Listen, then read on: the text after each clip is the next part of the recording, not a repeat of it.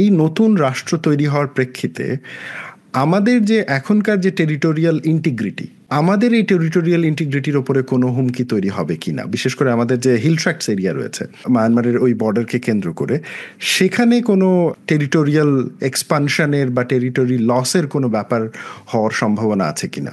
আমি বিষয়টাকে ওই অন্যভাবে বলি আর কি। সেটা হচ্ছে যে এই অঞ্চলটা আপনার ডিস্টেবিলাইজ হয়ে যাওয়ার সম্ভাবনা আছে। এই পুরো অঞ্চলটা, আমরা যেটাকে, আপনি জানেন যে ভারতের মণিপুরে এক ধরনের অশান্তি চলছে বা এক ধরনের আনরেস্ট চলছে।